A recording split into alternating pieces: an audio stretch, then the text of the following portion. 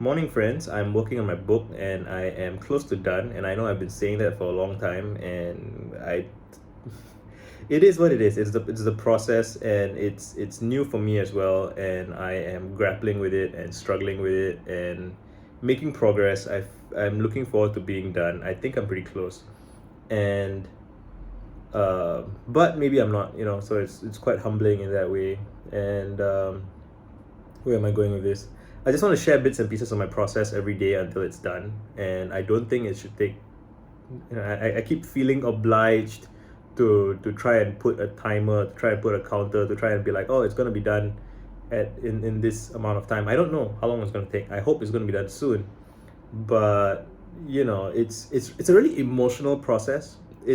So writing this book has been the most frustrating and beautiful and confusingly meta process in my life, right?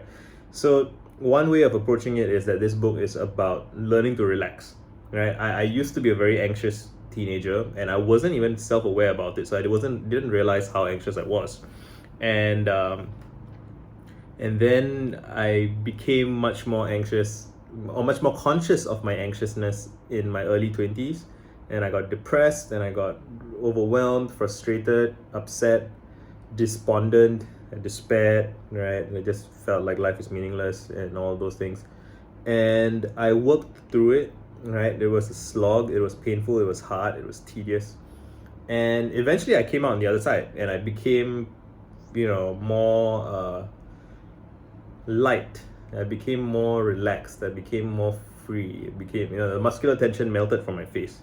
And if you ask me now, when I look at myself right now, I'm not quite at that peak state where I was, sunshine and rainbows. Part of it is the pandemic, maybe, but and part of it is the book. So like working on the book has brought me back to some of the dark and painful places that I used to be in, and with it comes a certain tension. Trying to explain it, trying to articulate it, that's a challenge that is I honestly believe that it is more difficult to talk accurately and correctly about transformation than to transform. Like it's really, and it's difficult. And I chose this challenge for myself. This is what I wanted. So I'm living my dream right now, right? Which is to struggle. I've wanted this struggle. I wanted to help other people go through what I went through. And the thing is, other people aren't exactly me. So there's an act of translation that's involved, where I have to translate my unique and personal challenges and experiences and struggles into a language that's a little bit more universal. But it can never be so there's like that struggle here as well. It's like fractals of struggles. There's a struggle at every corner, right? The struggle here is, if you try to say universal things, you will fail. But if you try to say personal things as correctly as you can, correct to your personal experience, that often transcends in some way. So there's that trick there, and there's a whole lot of tricks throughout the whole book. And like I don't mean like my book is magical in that it's tricksy in that way, but like the process of trying to articulate a process of inquiry is so difficult.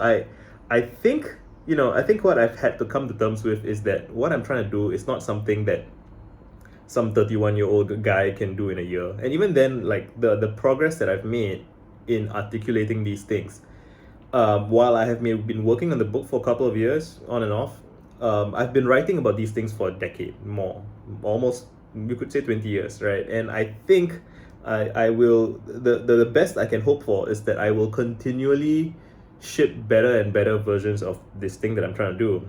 And it'll probably only get really good in like my 60s, 70s, 80s, right? And I have to make my peace with that. But I also feel like I need to ship something now, like as a young, relatively young in the grand scheme of things, right? A young adult man trying to make a living, right? I sell books, so it's tricky. I have to navigate this challenge of, I don't want to be, selling something because I need money, right? I don't want to be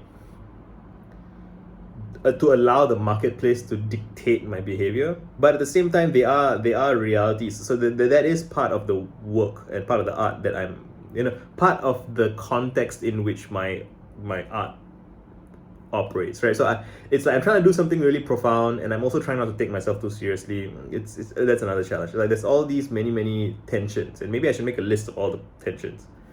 And then yeah, so I just brought that up, right? So it would be helpful to make a list of tensions. So should I start making that list now and then find a way to integrate that into the book?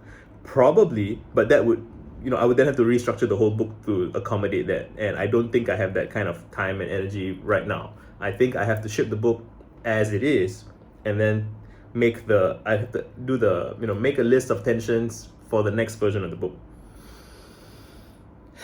And it's a lot to deal with, and it's a fractal of the process that I went through earlier on of trying to deal with things, right? And this is the process. I witnessed myself breathing, and I realized that I've been holding in my breath, and it's a fractal of the whole thing. It's like you're stiff, your heart.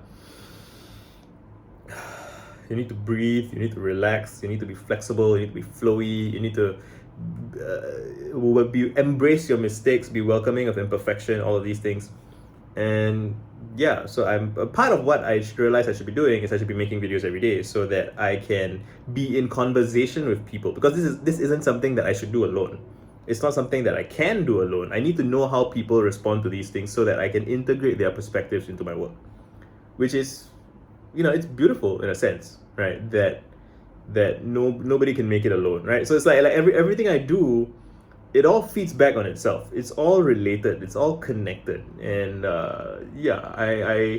I think that a lot of my stress with regards to the book has been a consequence of a kind of hubris on my part. Like I'm trying to do everything by myself, and I'm trying to make things perfect and make sure that the reader goes on exactly the path that I want them to go. And this morning I had the realization that, you can't control that. You can't control how people respond, and you shouldn't try.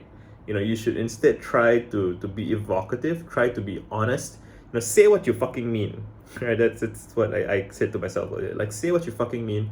Don't equivocate, right? Don't write for the audience in a sense, even though you know that there is an audience, but you should write to speak the truth that is true to you. Once you start worrying too much about what the audience thinks, then so that's another tension, right? And so I'm gonna keep talking about these things. I'm gonna keep working around it, and it'll never be perfect, but progress, step by step, baby steps.